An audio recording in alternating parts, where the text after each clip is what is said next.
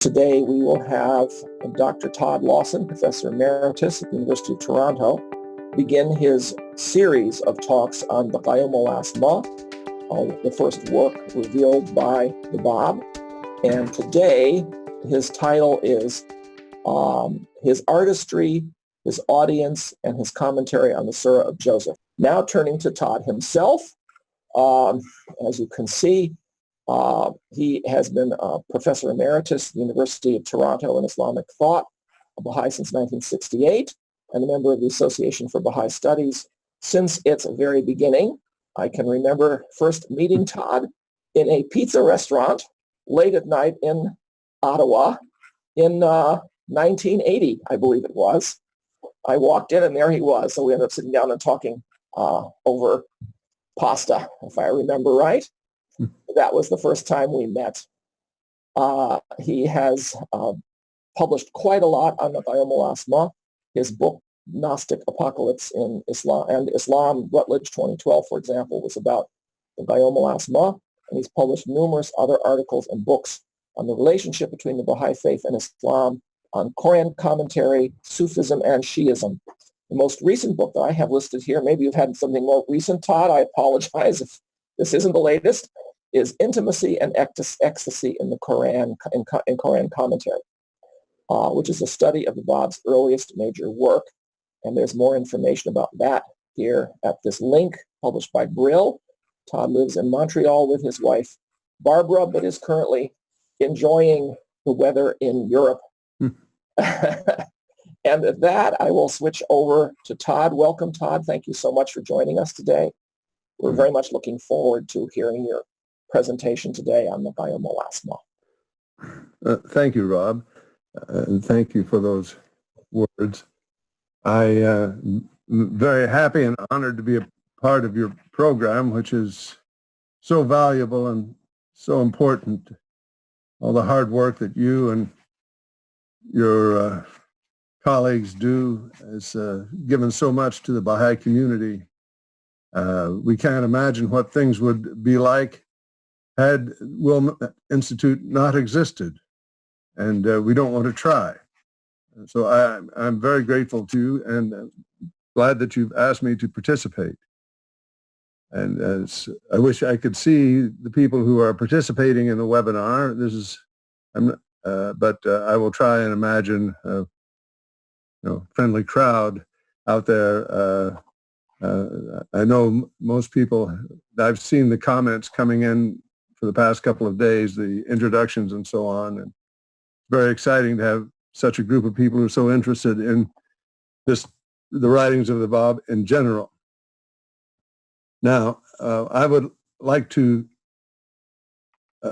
point out in the first couple of minutes that the Qayyum al-Asma is thought of as the first work of revelation of the Báb because it is the first work that was composed by him after his announcement to Mullah Hussein that he was the promised one.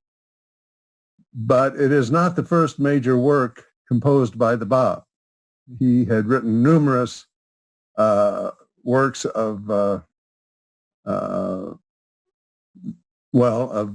Shi'i mystical thought prior to May 22nd, 1844.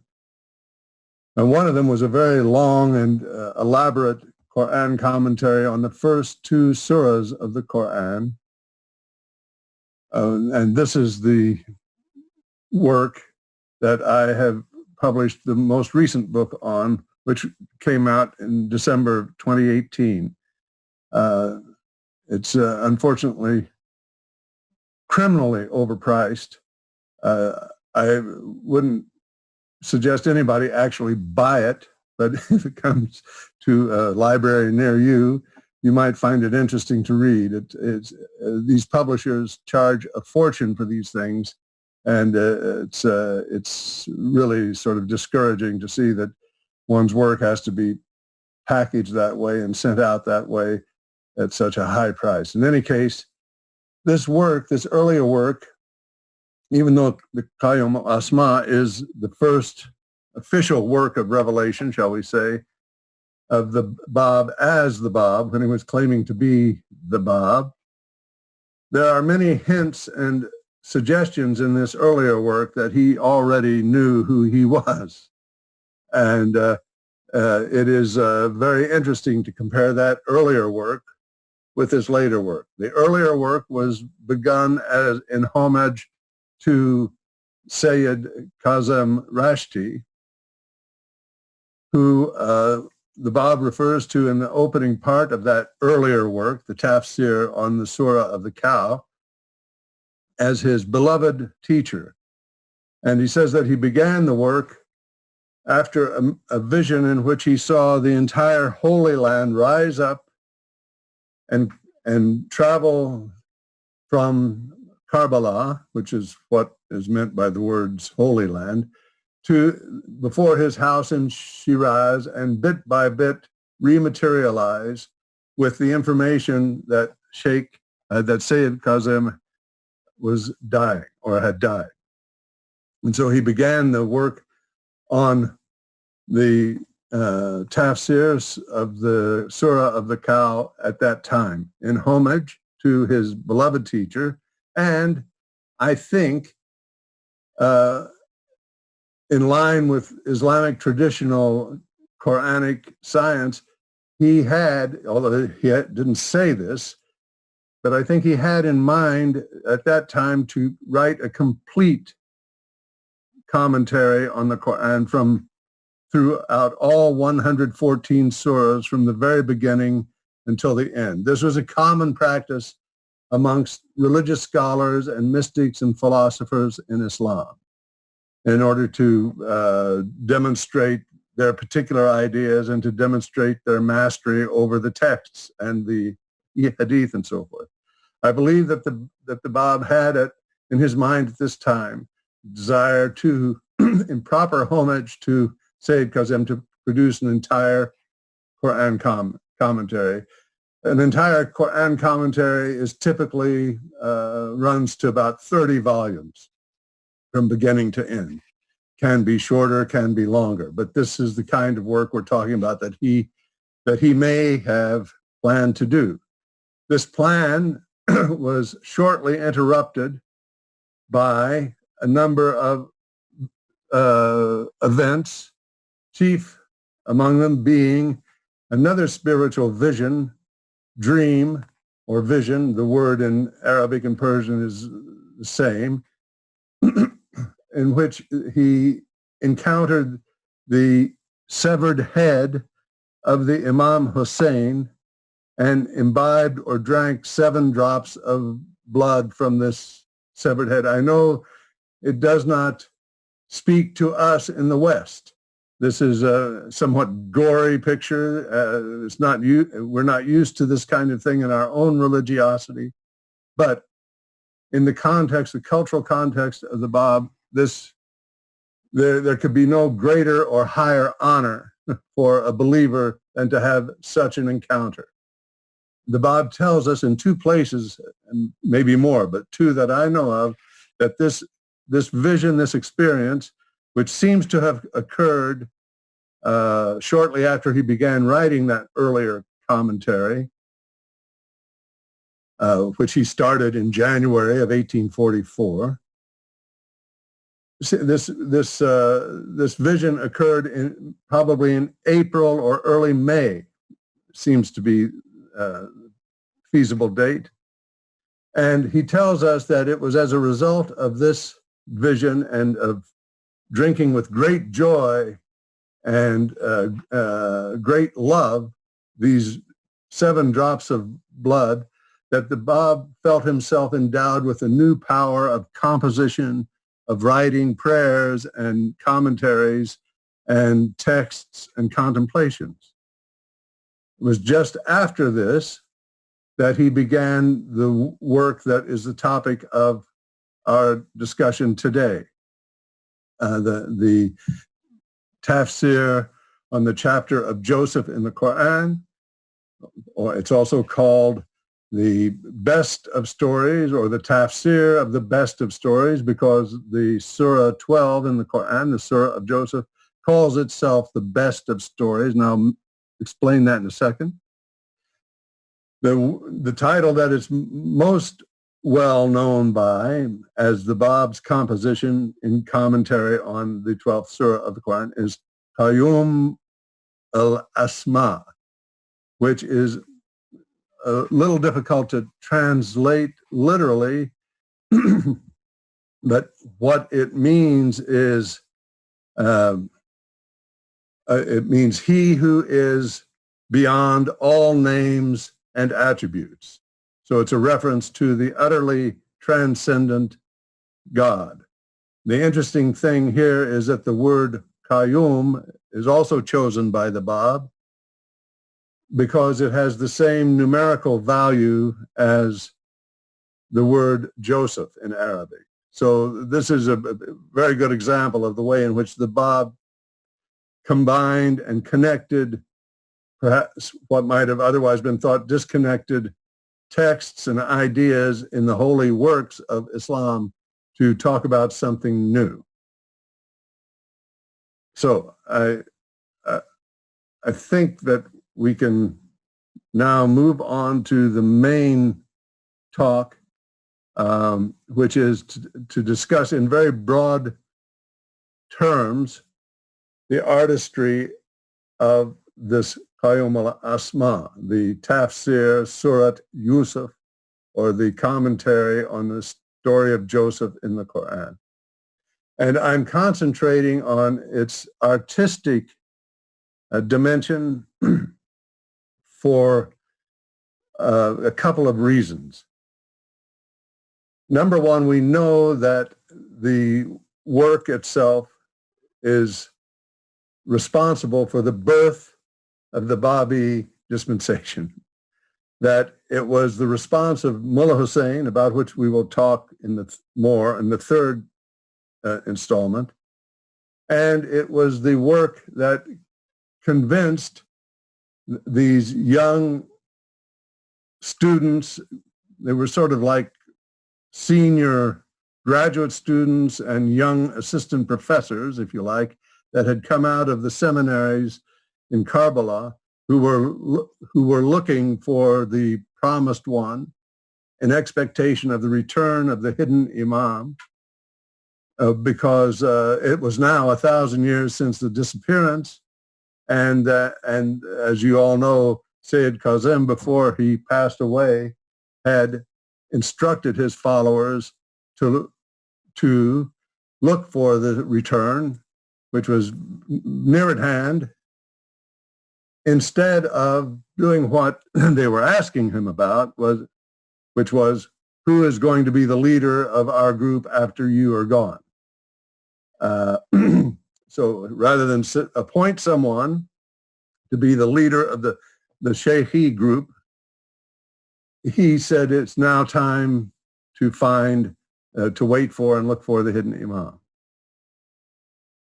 The young men who came to Shiraz on that fateful evening were all highly educated, highly sophisticated, deeply learned scholars of Islam, which included being scholars of philosophy, scholars of Islamic history, sometimes alchemy, sometimes natural science. They were highly educated people. And they were utterly overwhelmed by this work that the Báb began composing on the night of the 22nd of May in 1844. They were impressed profoundly and eternally. It changed their lives. So the approach that we're taking tonight and talking about this, you might think of as being along the lines of trying to understand what it was that came from this young, virtually unknown merchant, not highly educated citizen of Shiraz. What was it in the nature of this work that impressed these highly, skeptical academic types albeit spiritually educated as well, but they were if you like, cocky graduate students who were out looking for the promised one. We know that they were very sure of themselves because of that beautiful passage in Nabil. When you recall, we'll talk about it more later, you recall that Mullah Hussein is sitting in the house of the Báb on that evening, and the Báb is asking him what he's doing, and Shirazi says, well, I'm looking for the promised one. The Báb said, well, how will you know when you find the promised one? And Mullah Hussein says, well, there are several attributes that we've seen in the sacred traditions, and our teachers told us he'll be younger than 30 and older than 20. He will not smoke. He will be very beautiful. He will be of the lineage of the Sayyids, or a descendant of the Prophet.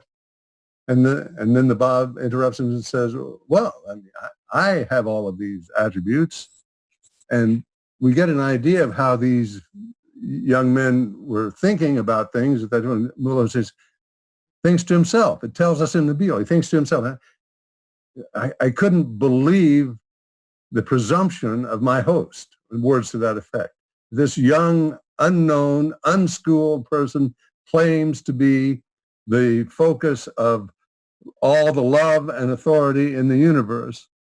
And frankly, no one's ever heard of him before, and he hasn't thoughts along these lines. He hasn't published anything, shall we say? He hasn't taught in any madrasa. How can he make such a claim, such arrogance? It was while he was having these thoughts that the Báb made this astonishing announcement. And in order to understand the astonishing nature of that announcement, I have to digress again. I hope I'm coming across okay and not too scattered. But before Sayyid Kazim died, we're told in Nabil that his students approached him to ask him precisely about the story of Joseph in the Quran. And they approached him and asked him to write a commentary on the Súrih of Joseph, in line with the teachings of the Shaykhi school and the expectation of the return of the hidden Imam and these things, because this is what the Shaykhi school was all about. Certain new approach to the notion of the return of the hidden Imam. Quite a radical departure from the traditional Shi'i approach. And Sayyid Kazim said, well, it's simply beyond me. I can't do it. I cannot write this for you. And for him to say such a thing is also pretty impressive, because he wrote numerous books of the most intricate type of thought and expression that you could imagine. Quite remarkable. You all should start studying the works of the Shaykhis so that we can put it together more clearly for ourselves and for the people who are not Baha'is, what their great achievement was. We need workers in this particular area who will dedicate their lives to learning Persian and Arabic and reading these very interesting and sometimes difficult texts, so that we can appreciate the career and the life of the Letters of the Living and the Báb more perfectly. Anyway, he said, I cannot compose a commentary on the Súrih of Joseph. It's beyond me. But when the promised one appears, he will unasked produce such a commentary. The word for commentary in Arabic is tafsir. He will produce such a tafsir. Okay, this information is essential. So we have Mullah Hussein in the house of the Báb, and we have the Báb saying, well, I have all of these attributes. I'm younger than 30 and older than 20. I'm related. I'm a descendant of the Prophet. I don't smoke. I'm and so on. and Mullah Hussein, can you believe the ego on this person? And just as he's having these somewhat negative, astonished thoughts, the Báb says, and now it is time to reveal the commentary on the Súrih of Joseph. So this gets Mullah Hussein's attention, to say the very least. So this is the background for this work. And what we want to understand is how it affected these hardball type academic young mullahs and scholars that are fresh out of graduate school, shall we say, and looking for the hidden imam. How can we tell what they had in their minds in addition to what they read in the hadith and so on about what the hidden imam would look like and what he would produce? So that's the question we're trying to ask. What affected them? And I will tell you right now that what affected them was not a series of new laws or even new information. Everything that's in the Qayyum al-Asma is quite familiar to learned Muslims, people who know the Quran. There's no new information. What there is a new approach to the Quran, which was absolutely unpredictable. It could not have been imagined. The Báb put the Quran together in a completely new way based on the story of Joseph. In order to understand how new this composition is, and you can put it in the bank that this work is completely unprecedented. There is nothing like it in the history of Arabic literature. It's all written in Arabic, by the way. There's nothing produced like it before or since. It stands completely alone in the history of Arabic letters. But it doesn't bring out a new system. This comes later. It doesn't give new laws. The laws that it enunciates are the laws that everyone's already familiar with, the laws that are in the Quran and in the Hadith. So what was it that captured their hearts and their souls so profoundly? And the short answer that I would like to present you with and propose to you this evening or this afternoon is that it was its artistic intricacy and power. And we will try and communicate what that means in the rest of the time that we have here today. I would like now to show the slide. So in order to introduce the topic of the artistry of the Qayyum al-Asma, I'd like to begin with another work composed by the Báb, which is this star shape in the main picture here, which is talisman, repeating the divine attributes, and in the form of a prayer, but in the form of this five-pointed star, which is a symbol in the Báb's language and context of the of humanity, of mankind, of a human being. It's in anthropoid shape.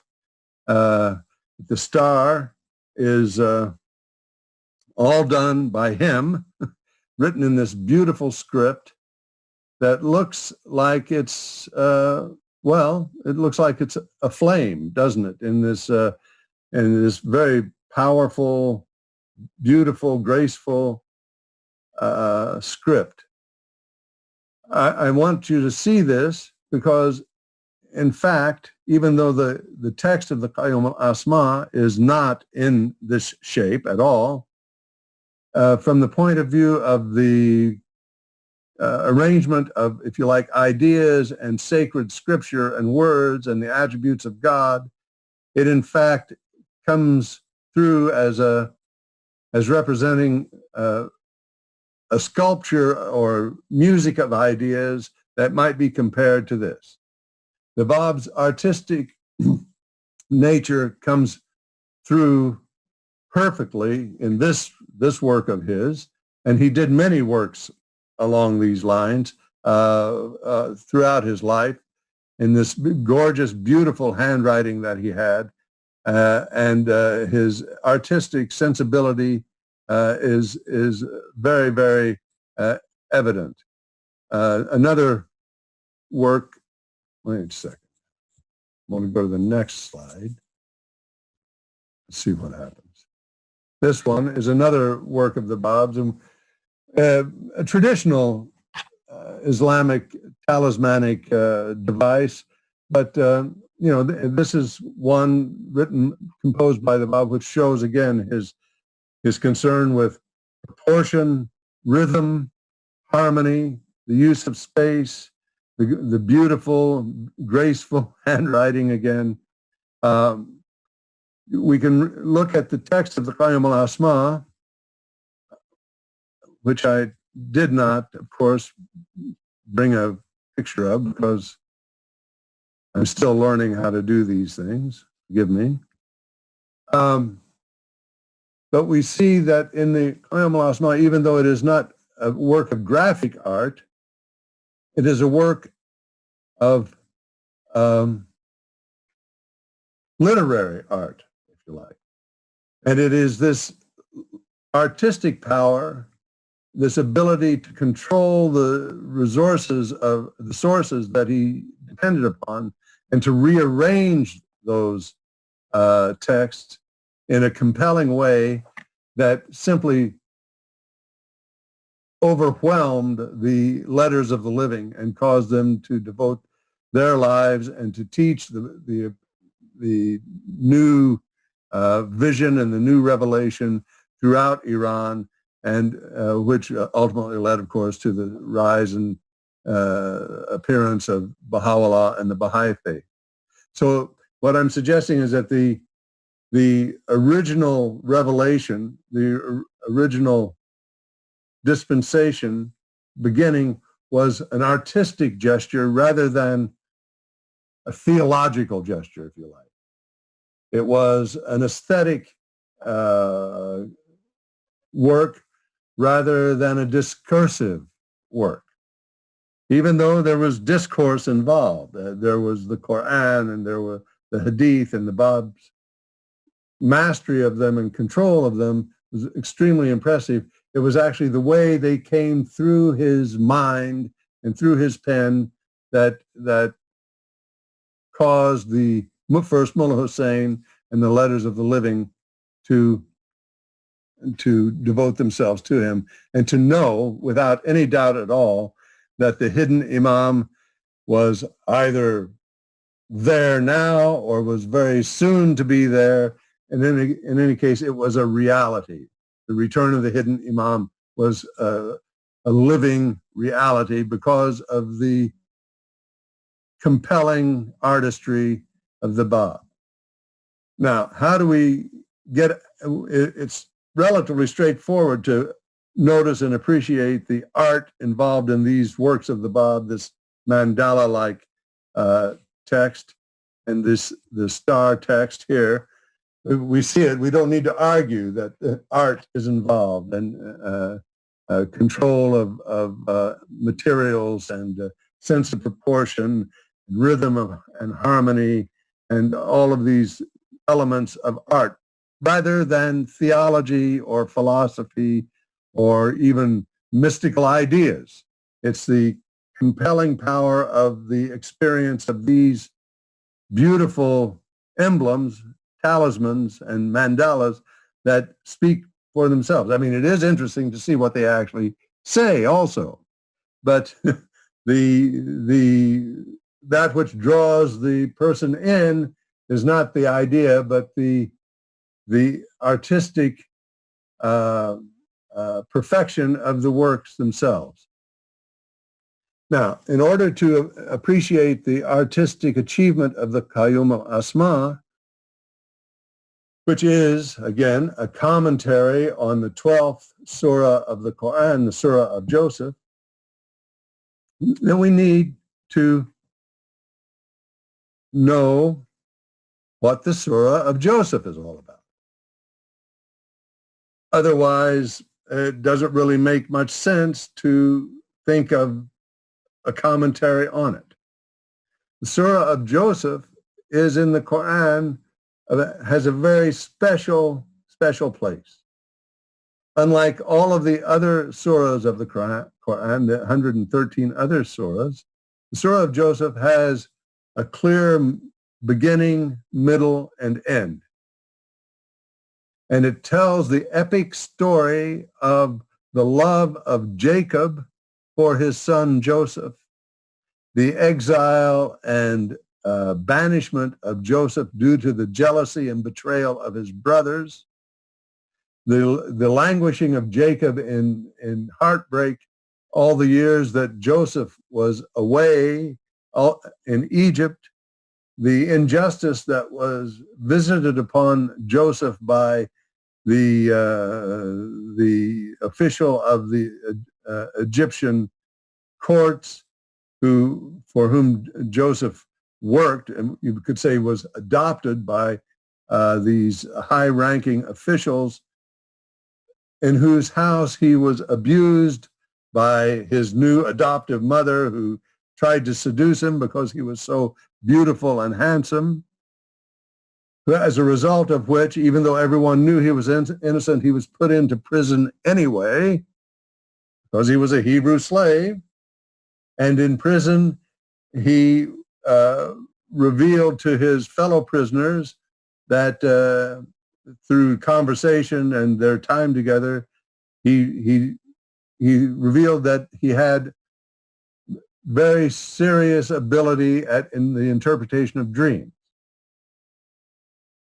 And as you know, eventually the Pharaoh had these, who at this stage didn't know anything about Joseph, had these very puzzling dreams that he tried to get answers from his own court theologians, all of whom unanimously said these dreams are just nonsense. They don't mean anything. Don't worry yourself about them. They were the famous dreams of the 7 starving cattle and the 7 fat cattle and and so on. And no one could make head or tail of them. One of Joseph's fellow prisoners had by now been released and mentioned to the Pharaoh that, in fact, there was probably somebody who could interpret these dreams for him. And this was a man named Joseph, a Hebrew slave in prison. Pharaoh called him out of prison to interpret the dreams. You know, Joseph gave a very persuasive interpretation of the dreams. Joseph was then appointed as chief over agriculture in all of Egypt and became responsible for the distribution of grain. At the same time, his unfaithful brothers had been sent by Jacob, who was languishing sightless in Canaan land because they'd been hit with a terrible famine. He sent the brothers down to Egypt for aid, to ask for grain, to tide them over. And who do they encounter? Unbeknownst to them, lo and behold, they encounter Joseph, the one they sold into slavery to begin with. So Joseph is there. He recognizes his brothers. The brothers don't recognize him for some time. Ultimately, I'll skip ahead a little bit, as I warmly suggest that everybody study this story because it represents the beginning of the Baha'i faith, especially the Báb's interpretation of it, and his rearrangement of it in the Qayyim al-Asma, and as you know, the many, many references to Joseph in Baha'u'llah's writings. So Joseph is a central figure. So what happens ultimately is that there's this moment of recognition when the brothers realize that they have been asking their brother Joseph, who they sent into Egypt land because of their jealousy of him, because he was beautiful and he was his father's favorite and so on. His father had given him this expensive coat, many colors and so on. So Joseph said, okay, I will forgive you, which is a very important thing. And I would like you to go back to our home in Canaan land and bring everyone back down here to Egypt to live with me in comfort for the rest of their lives.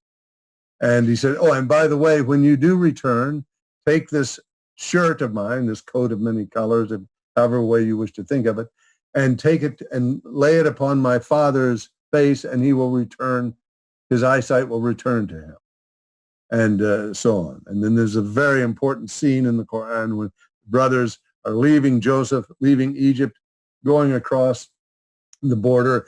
As soon as they cross the border between Egypt, Canaan land, there's this cutaway scene, like it was a movie of some kind. Jacob, in his tents out in his pastoral lands, raises up and says, I detect the breath of Joseph, or the scent of Joseph. It's a very beautiful scene because the brothers had with them the shirt of Joseph, and it shows the intense love of Jacob and Joseph. They get back to their home. They lay the shirt on his eyes. His eyesight is recovered. Recall, Jacob lost his eyesight because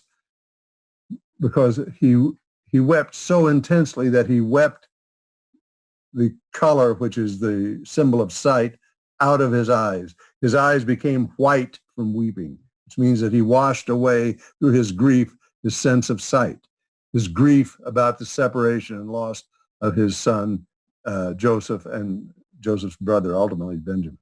So they all return to Egypt and live in knowledge of God's plan for the children of Israel and for revelation and for the future of humanity. So humanity is reunited, you might say, through the love of Jacob and Joseph and the forgiveness of Joseph of his brothers. This is the huge message in the center of the story of Joseph. This is an unusual characteristic of the prophets that are talked about in the Quran, this idea of forgiveness. And as you know, that Joseph actually becomes a kind of typological prefiguration, not only for the Báb and Baha'u'llah, but earlier what functioned as such for Jesus himself in the commentary literature. So Joseph's power of forgiveness and love is rearranged by the Báb to be the center of focus for the entire Quran. Because I mentioned earlier that I think that the Báb had decided to compose a traditional commentary on the entire Quran from beginning to end. I think that in the process of this plan, he had this vision of the Imam Hussein, and as a result of that mystical vision was given new powers of composition and, if you like, revelation. And rather than comment in the traditional fashion on the Quran from one verse at a time, he rearranged things so that it occurred that the centerpiece message of the entire Quran is the story of Joseph. And why do we know that? Because in the process of writing that work, which is arranged in 111 chapters, each chapter with 42 verses, almost every other passage of the Quran, important part of the Quran, is employed in retelling the story of Joseph. And the Báb demonstrates his mastery of the text by taking verses from one end of the Quran and combining them with verses from another end of the Quran, completely unpredicted, and bringing them together so that they create a new music and a new rhythm and a new focus where the central teaching, as I said, becomes Joseph's beauty, which is one of the things he's also known for. The Prophet Muhammad said, God created beauty in 100 parts and gave 99 to Joseph. This is Joseph's role in the Islamic tradition. But this beauty also means his spiritual beauty and his ability to forgive his very evil brothers. This is a symbol in the Báb's context for the forgiveness of Sunni Muslims and Shi'i Muslims together. They must reunite as the brothers of Joseph did in order that a greater unity might be achieved. The idea of the reunion of Jacob and Joseph is represented in this beautiful, this miniature from a 15th century book on the stories of the prophet. Jacob and Joseph surrounded by their brothers, the brothers and sons, meeting again in Egypt to reunite and carry on God's connection with the world. It is interesting that we might also think of this, the Báb and Baha'u'llah, as a new Joseph, a return of Joseph, coming to reunite or to heal the world which is languishing blindly and ill on something of a deathbed until it hears the new message. It's an artistic gesture of the highest magnitude and power, and it is what I think compelled, even though I've talked about it rather inadequately and we haven't gone into the depth that is necessary, we can see where we need to go to explore this further. Jacob and Joseph's reunion are also represented in the Qayyum al-Asma, in this text written by the Báb, in the following way. The original text of the Quran you may see as standing for Jacob himself. And the new commentary proposed by the Báb, the new arrangement, represents in literary form the return of Jacob, the reunion of Jacob and Joseph. The commentary in the text and the original text are virtually indistinguishable. They are so close together. Reading the text, you cannot always tell where the commentary begins and ends and where the original text begins and ends, much like this picture here with Jacob and Joseph. I think I will now stop talking and listen for your own comments and questions, and hope that at least some clarity came through and you were able to follow this discussion. Thank you very much for your kind attention. Thanks, Todd. It's fascinating to hear all this and to see these pictures. I think that it really captures the account. And I guess we're looking forward to hearing more about how the Qayyum al-Asma does this as we go through subsequent the subsequent talks. Let me see if I can find the questions and answers. We don't have any yet. One thing that you had said that struck me, and I was actually reading something Mujan Momen wrote a year or two ago, and he compared the moment when the Báb had this vision of the severed head of Mullah Hussein to the moment in the Siyah Chal when Baha'u'llah saw the Maid of Heaven, and that the declaration of the Báb in Shiraz to Mullah Hussein is compared to the Rezvan event. In both of those declaration cases, the revelation began earlier, and there was a moment of symbolic beginning of the receipt of revelation. And so Mujan was speculating that it was this vision of the head of Mullah Hussein that was equivalent to the Siyah Chal event. Yes, I think that's very compelling. I think it's quite useful to think of it that way. It seems to be the case, and we know that we've all scratched our heads when we read in Nabil and the Dawnbreakers that the time of the beginning of the revelation is fixed at 2 hours and 11 minutes after sunset on the 22nd, 23rd of May in 1844, and we all wonder, what can this possibly mean? 2 hours and 11 minutes after sunset. This simultaneously tells us too much and not enough. Seems like a very, anomalous detail. But my sense is that 2 hours and 11 minutes represents the moment, the astronomical moment, which the truth of the Báb's claim penetrated the heart of Mullah Hussein.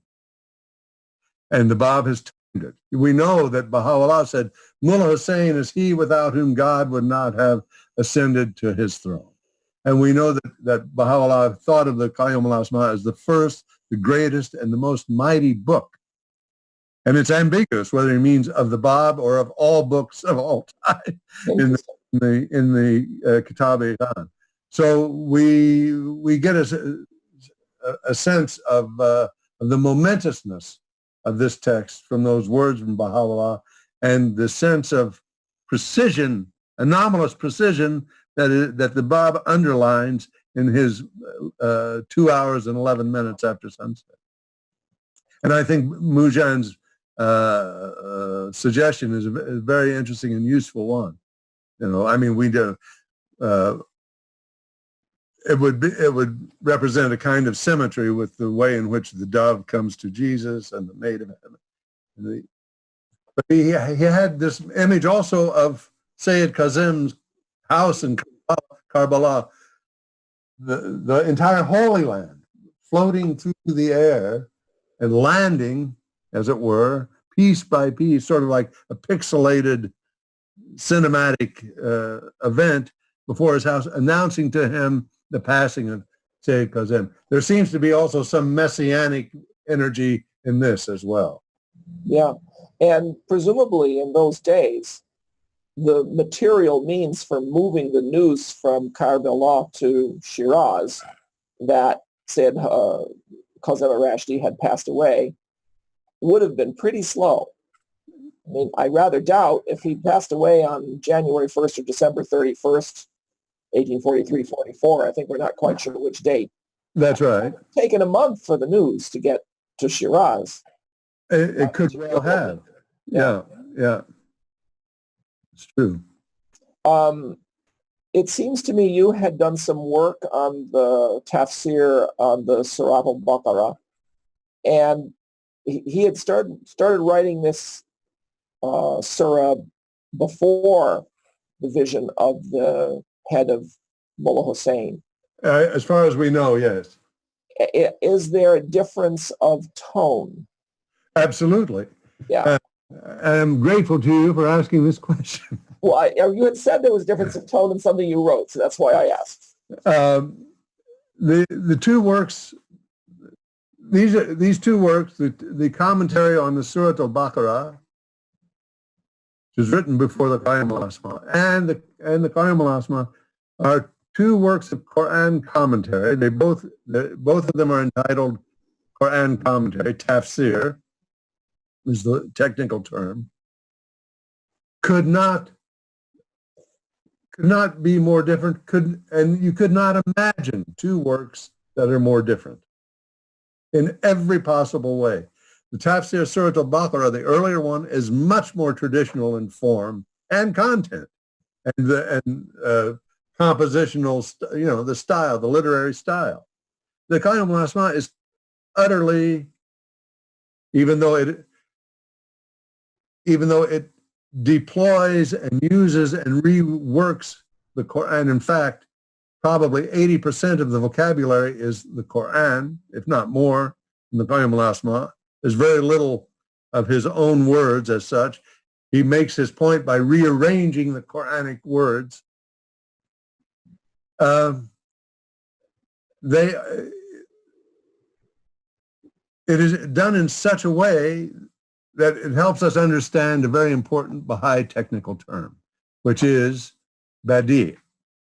We have this word badi, B-A-D-I with an accent and the little raised C at the end, badi. This is a work that was used to refer to our calendar, the badi calendar, and the badi dispensation, and so on. It is a word that comes from the Quran originally. It derives from another divine name, which means wondrously new. This is the way we should understand this word, Badi'. And what is wondrous about it? It is wondrously new because it is simultaneously infinitely ancient. This is what it means. And even though we have the Quran here, which is divine revelation from the Kitab, from the mother book, straight down to the Prophet Muhammad, upon whom be God's blessing and peace. It is arranged in such a way that it defies one's ability to account for and makes beautiful, elegant, compelling sense, both the music of its Arabic and the discursive quality of its expression. It's unbelievable. So it is both spectacularly new and as old as the universe. This is the point of Badi'. Yeah. And the Qayyum al-Asma, does it do letter by letter commentary, whereas the Surah al-Baqarah doesn't? It doesn't either. No, Surah al-Baqarah does a bit, but even there, not so much. Later on in the tafsir on the Surah al-Kawthar and the Surah Wal-As, other lengthy Quran commentaries written by the Báb on two of the smallest surahs in the Quran, that letter commentary comes into it much more. Yeah. Interesting. So that's not the thing about the Qayyum al-Asma. No, not at all. This is not what blew their minds. What blew their minds was the Báb's complete mastery of the Quran. It's as if he had here's a way to think about it. The Báb, the Qayyum al-Asma is like a piano with, how many verses are there in the Quran? 6,000 plus. A piano with 6,000 keys, and the Báb is playing these keys in front of Mullah Hussein in a way that just baffles the mind. You know that in the Islamic mystical tradition, each prophet is given a particular spiritual vocation.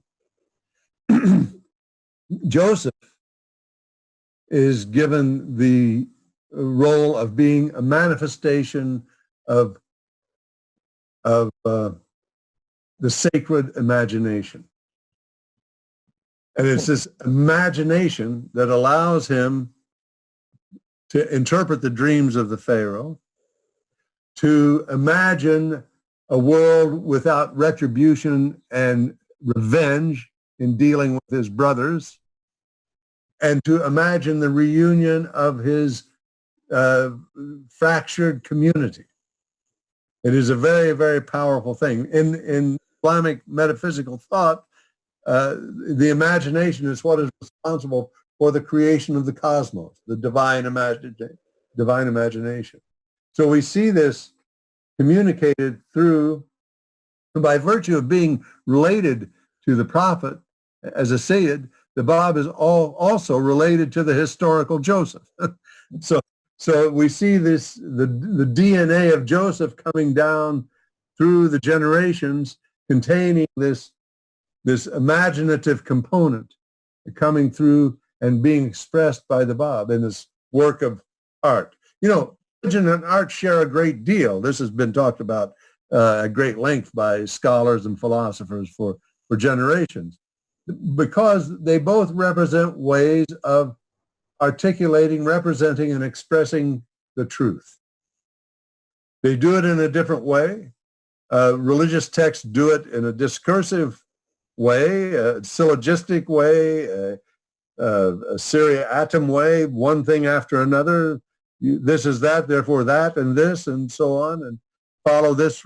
But the artistic aspect of the religious texts comes into play when these sacred mythic forms, such as exile and return and reunion and trial and tribulation and the heroism of the prophets, are emphasized. This becomes part of a new artistic recital, combined with the way in which the Báb demonstrated that he had complete mastery over the Quran. He must have had it backwards and forwards. He could not have written the Qayyum al-Asma otherwise. You know, there's a debate about how long it took him to write it. He himself says it took 40 days. And the controversy arose, well, was it 40 consecutive days, or was it 40 days over a number of months, or was 40 just a symbol for completion and totality, which it is, of course, in mythic language, 40 days in the desert and so forth, 40 years in the desert and so on, represent a cycle of completion. Well, in my opinion, if the Báb, if a normal person had been given 40 years, they could not have composed the Qayyum al-Asma. So intricate it is, so mind-blowingly constructed. You know, when the unsympathetic people first read the Qayyum al-Asma, they said it's a mess. It doesn't make any sense at all. It's just a jumble, like the pharaohs who spoke about the jumbled dreams, right? Even up to E.G. Brown, he said the Qayyum al-Asma, as sympathetic as he was, said it's at times it's an unintelligible rhapsody. It doesn't make, but it makes absolute sense. There is no doubt about it. The sense is from beginning to end. It's just done in such a surprising way, a shocking way, in the way that Ulysses, for example, shocked its first audience, because Ulysses was a rewriting of the Odyssey, right? And Joyce put it together in a completely different way, which he was very sure of. He had no doubt at all. But its original reception was every bit as critical and vehement as was the reception of the Báb.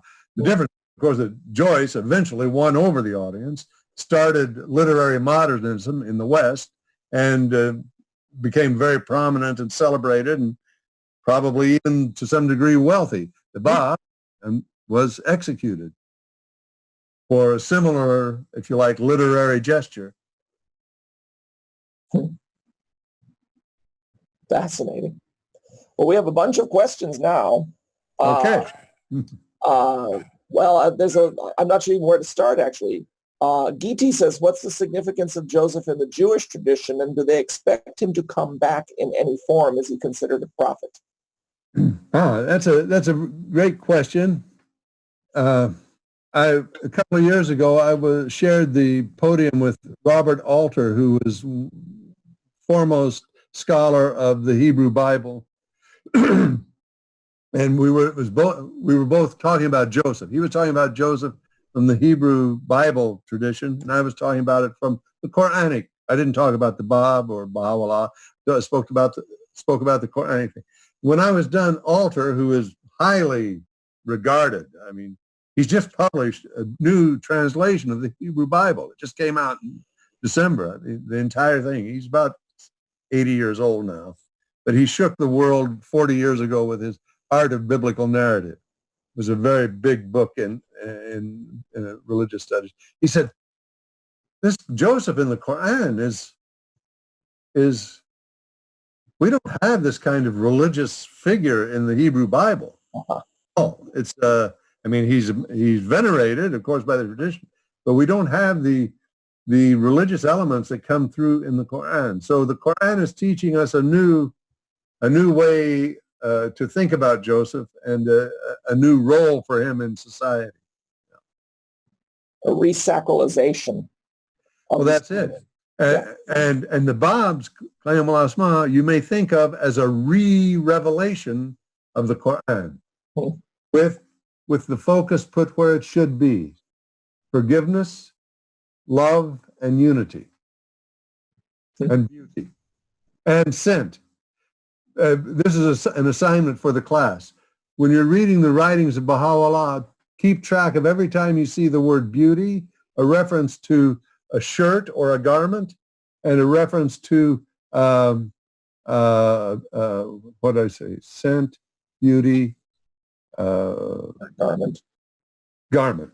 Yeah, those three things you can think of as metaphors or symbols of the story and life and heroism of Joseph. The Baha'i faith, it's everywhere once you start looking for it. It's very Josephian. The hem of the garment, the scent of knowledge, the perfume of knowledge, on and on and on. You could write a book on this. Sounds like this is Joseph at the center of the Baha'i revelation.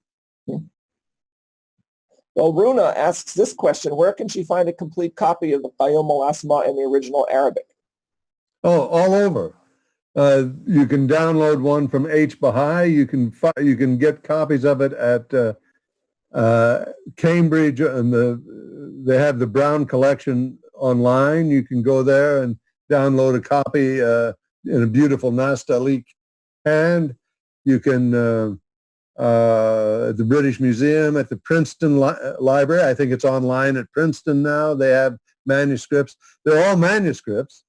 Oh, but there is also a printed version which published in Damascus about 10 years ago.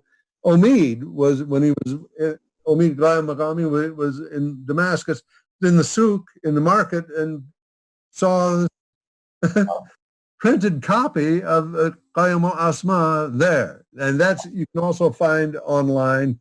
There are, if you want, I'll send you a copy if you want to send it around to people in the Arabic. I mean, I don't think it's a critical edition or anything, so there's likely to be some errors and so on in it, but it will give you an idea of how it flows. Camera asks, my question, will we be able to see some of the literary artistry through this series, or is Arabic a requirement in order to understand the literary side?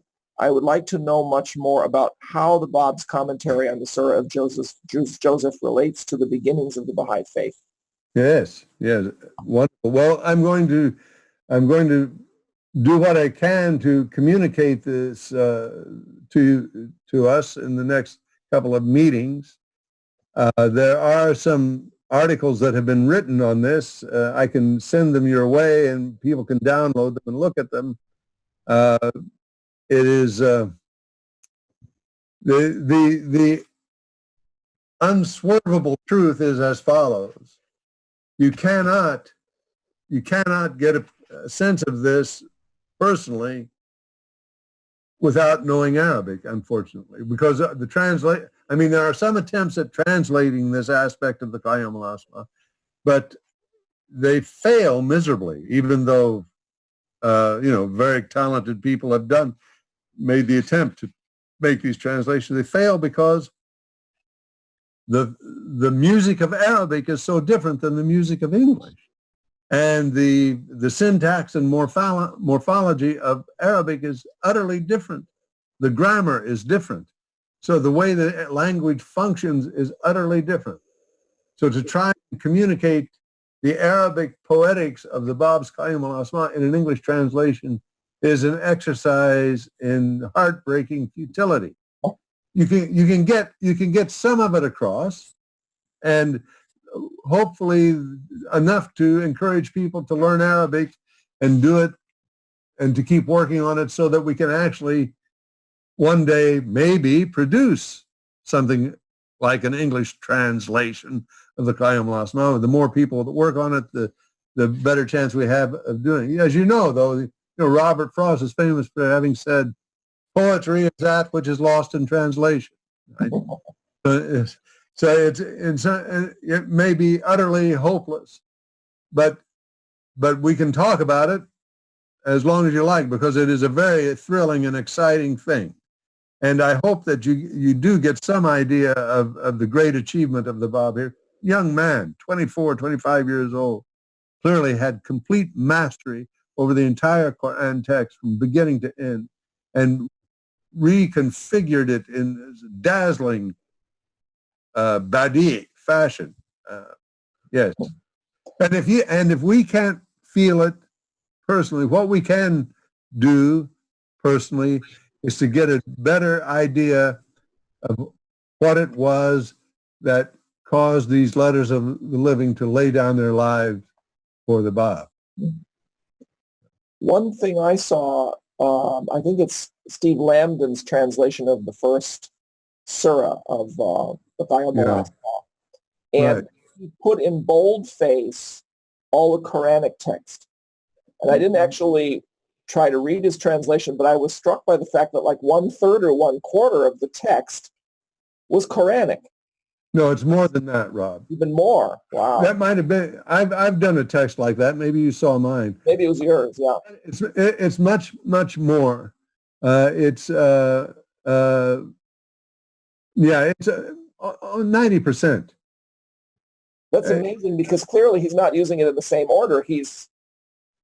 That's the point. That's what does it. It's like it. Well, I've used this metaphor before. It is like improvisational music. In the United States, we call it jazz. Elsewhere, they call it something else. Where you take an existing melody or an existing chord structure and rearrange those tonalities, those rhythms, so that they still communicate with each other. They don't lose their identity, but they become something new. This is precisely what the Báb does in the Qayyum al-Asma. This is precisely what overwhelmed his first audience. Yeah. And I can send you some texts for this. It's easier, in some ways, easier to talk about than to read. And you'll see what I... Yeah, well, I think it's your translation with all of the Quranic text in bold. Yeah. We'll be sure to add that to the course so that people can see it, because that will give them a visual expression of what you're talking about. In the book that was recently published, which no one should purchase because it costs too much, I in fact convinced the publisher to put the Quran in green and to have the Báb's words in normal typeface. But that's not the Qayyum al-Asma. That's the Tafsir on Baqarah. Wow. Yeah. Baha Nur says, sometimes it is said that the Quran is not in a logical order. You said the Báb connects the different verses with each other in unheard of ways. Is the Báb maybe rearranging the Quran in a way that makes it more understandable? No, not in our usual notion of what understanding means. The Báb is rearranging the Quran first to revolve around the new Joseph, which is the return of the hidden Imam in his immediate audience. Remember, Joseph was hidden in a well. So in Shi'i tradition, the hidden Imam has been compared to Joseph over the centuries because he comes out of the well, out of hiding, to come back into the world and has to fight a kind of a holy struggle with the Egyptians and finally emerge triumphant. This is what the Báb is telling us, but the way the Qayyum al-Asma is arranged is not more logical than the Quran. You can trust me on this. It is, and this is what caused some of its early unsympathetic readers to say that it was all nonsense, because they simply didn't get it. Mm-hmm. Didn't want to get it. They didn't want to see that the Báb was this magnificent artist and musician of religious ideas. They wanted to shut down this new movement that was very threatening. Michael asks this. He says, I've been told that the grammar of the Quran is irregular when compared to standard Arabic, but that the Báb was able to both speak and write in the same manner. I think he means as the Quran. He was somehow able to reconcile the grammar of the Quran. Can you comment on this? Well, for the Báb, there was nothing at all irregular about the Quran. At all. He didn't notice irregularities. And the greater Islamic tradition does not countenance flaws in the Quran. It's unusual, but it's not seen as a flaw in the slightest. So the Báb considered himself considered the Quran to be the perfect word of God. And what he did with it was, was to, in a sense, honor that divine status and to rearrange it and to reveal it in similar terms. But he uses the Quran, and we all know that the Báb, by these same people who were unsympathetic critics, so his Arabic was criticized because it's a very cheap accusation, easy one to make. Arabic and Persian are very different. Their grammatical structure is very different. Even the great people like Mullah Sadra dropped the ball occasionally when it came to Arabic grammar because it's very intricate and complicated. So the Báb wrote hundreds of thousands of words in Arabic with, as I said, with such mastery and skill that these hard-nosed, young, arrogant graduate students and young professors decided to give their lives to him. I don't think that they saw Arabic issues in the same way that the critics brought them up. When the Báb was at Tabriz and the court that ultimately executed him passed his death sentence. Part of that interrogation of some of the participants were sheikhs of a rival faction, and the crown prince, right, Nasruddin Shah, was there, and all these, and so they quizzed him on some grammatical, very arcane, impossible grammatical puzzles that are well known in Arabic and so on. And his response was, "So you what the price of straw is from the maker of jewels." Betsy asks this question: is your book, Portrait of the Prophet as a Young Artist, available? I guess that's the one you're talking about as being overpriced. No, the book that is overpriced is Ecstasy and Intimacy in Qur'an Commentary. This is not a book. This is A Portrait of the Prophet as a Young Artist is a title of a talk that I gave recently at the Baha'i Studies Seminar in Oxford. And I just sort of used this slide because I think it communicates something of the artistic nature of the Báb's composition and his concerns. It's not a book. It may be an article at some point. There is an article along these lines. It's up on the Baha'i Library online called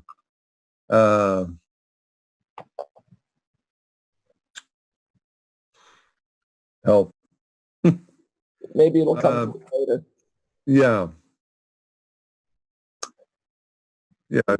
Joycean elements in the Báb's Qur'an commentary, which I go greater depth comparing the predicament of the Báb with the predicament of James Joyce 100 years later. Because the point is basically that the Báb is on the crest of a wave of something we might consider a modernity in Iran, modernity of a new phase. Well, we know it's a new cycle, and it's another way of thinking about a transition from a traditional to a modern. Mm-hmm. It's artistic modernism that we see in the Báb's work is symbolic and expressive of this change in society and in culture.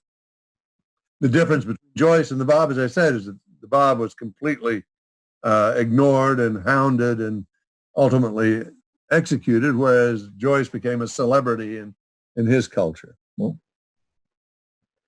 A prophet may be without any honor in his own land, but that's not necessarily true of literati.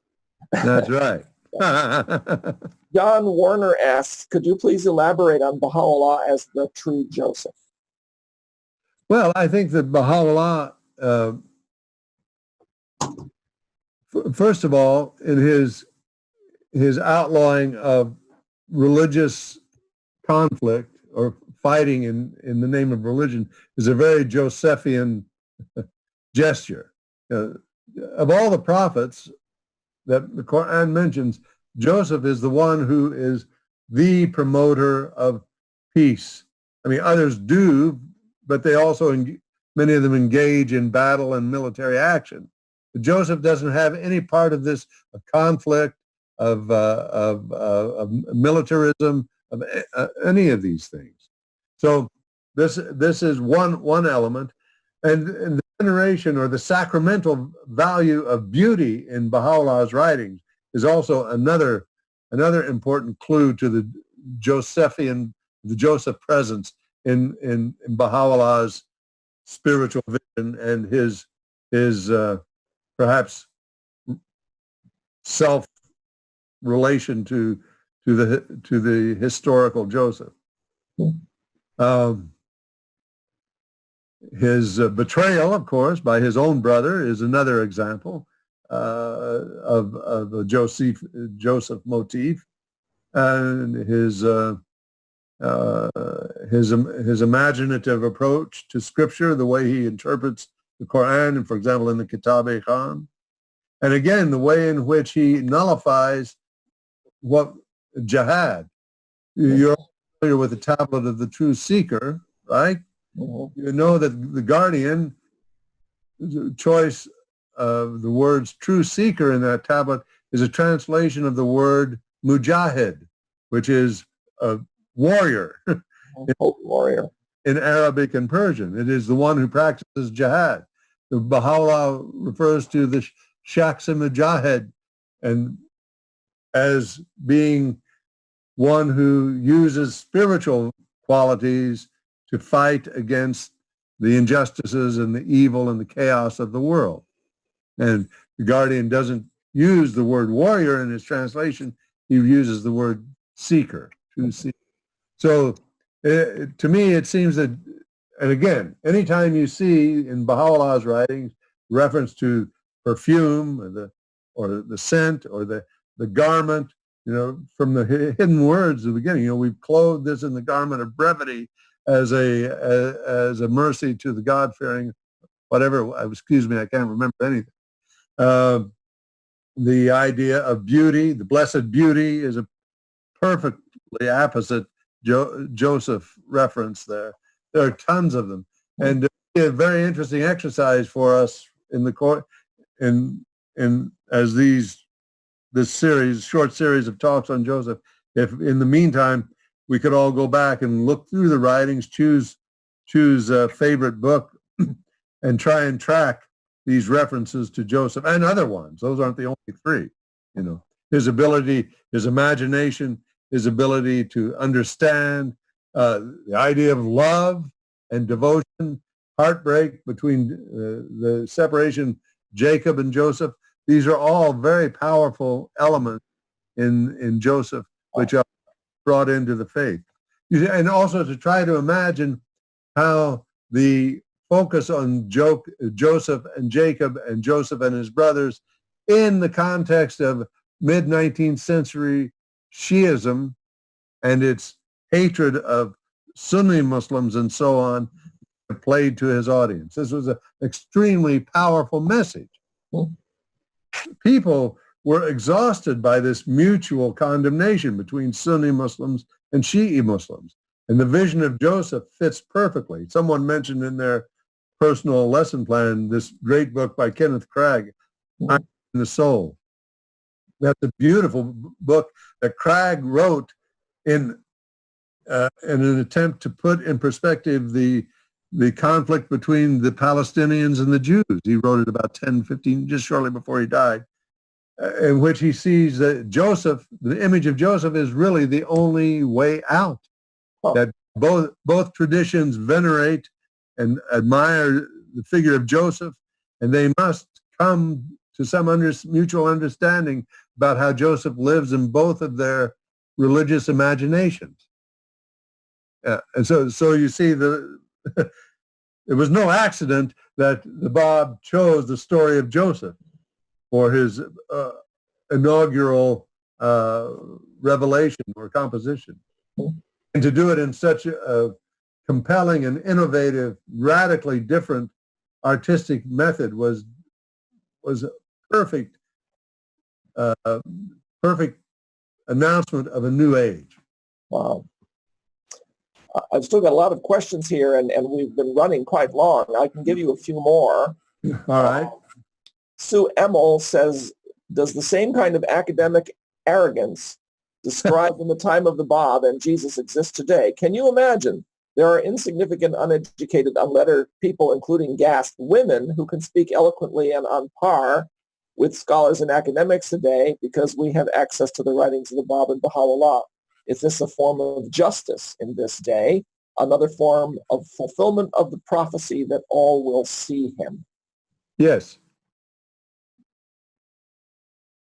I think that's true. Ramez, who I believe is in New Zealand, says, I wonder if there's any reference to this story in history rather than just in Holy Scripture. Is this a figurative story or did it really happen? Well, interesting question. In the Báb's milieu, the only real things that happened are figurative. It is, again, the idea that the imaginal realm, the realm of the spiritual imagination, is more real than what usually passes before our eyes as reality. So it's I know it sounds a little bit like I'm dodging the question, but it becomes real when it's contemplated by the human soul. That's when it really comes to life. Mm-hmm. So Joseph, I mean, we do have evidence of a Joseph-like figure with his brothers in ancient Egyptian literature, for example. Mm-hmm. The idea of brothers betraying each other is a motif in many religious scriptures. So it is a reflection, there can be no doubt. And what we know ourselves of the relationships with brothers in our own lives and families, we know that these things occur. So it is undoubtedly a very, from the point of view of your question, historically real thing. Mm-hmm. But, you know, I'm unable to say that Joseph as such represents an absolutely verifiable historical figure, but it could. We need more scholarship. This is why scholarship in the humanities and religious studies and philology is so absolutely important for the Baha'i community. Yeah. We certainly know. If you have the slightest interest in this kind of work, by all means, follow it. We certainly know that Hebrews went down to Egypt because, after all, Moses had to bring them out. That's right. And we do know that the land of Israel has a notoriously fickle climate with lots of droughts and floods occasionally and famines. That's so right. Those elements of the story were probably familiar elements to many of the people in Canaan. And no doubt there were refugees who went down there. Indeed. I think there's really no doubt about it, Rob and Ramirez, to try to answer your question. It would make an interesting paper, in fact, for the course. Marco has a couple of interesting questions. He says, when will we have the full translation of the Ghayyom al-Asma? You sort of already answered that. And will we have any more translations in English of the writings of the Báb during the bicentenary? I don't know. Hello, Marco. In Portugal, I gather. Right, that's the Marco. You met him at Takuto. That's right. Nice to see you again. Sorry that I didn't get to talk with you more there. Well, it's a matter of priorities. You know, individual scholars make translations of the Báb's writings all the time, and that's one thing. But then to have sort of sanctioned or official translations is another story. And I'm not aware of any, although I'm sure it's ongoing in the research department and around the scholars around the world that are preparing translations to be considered as part of a new collection from the writings of the Báb. I don't have any hard information about it. And yes, one fine day we will perhaps have a translation of the entire Qur'an al-Asma. But again, it needs help. It needs work. It's a pretty daunting text, frankly. And it's not just the linguistic differences between Arabic and English, but the way in which the Báb puts it together. It's quite unprecedented. Here's another question, switching to, if I recall right, Zambia. Malifer asks, did the Báb combine his artistic writing of the Súrih of Joseph with his beautiful narration to Mullah Hussein, or did he write it later after their first meeting? Yes. Excellent question. What is your name again? Malifer Chiqueta. Malifer Chiqueta. Thank you, sir. Indeed, on the night of the meeting of Mullah Hussein, the Báb composed the first chapter of the Qur'an al-Asma. There are 110 other ones that were composed later. So he didn't, and I mentioned the controversy or the question about, the Báb says he composed the whole thing in 40 days. So the question is, did he do this in 40 consecutive days, or did he do it in 40 days altogether over a matter of time? We know that the whole thing was completed by the following September, when some of the Letters of the Living had complete copies. Or is 40 a symbol? Most people say that 40 is not just a symbol of completion, that it was 40 days. Mm-hmm. I'd like to restate the point that in 40 years, the normal human being could not write this text because of its characteristics, its intricacy and intricacy. Yeah. Yeah. Let's see. Tamara, and the messages go on and on and on here. There's more and more and more of them. Tamara says, I understand the hem of the garment to refer to the story of Jesus and the woman with the issue of blood. Woman pulling on Jesus's. Yes, that's one. Right. Yeah, well, true, but in the tradition of reading that we have here, these things all vibrate with each other. You cannot say that rules out all other references to textile and to garment. This idea of Joseph and his coat of many colors is a symbol of the interweaving of the warp and woof of textile, of horizontal earthly concerns meeting vertical heavenly concerns, if you will, representing a move away from the use of skins to the use of civilized methods of clothing oneself with agricultural cotton and so on, and weaving and all the rest of it. So these things are, they go on and on and on.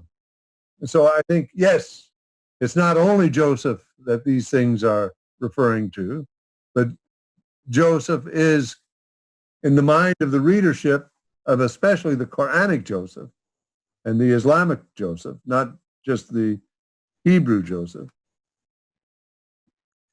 these things are brought to mind. Yeah.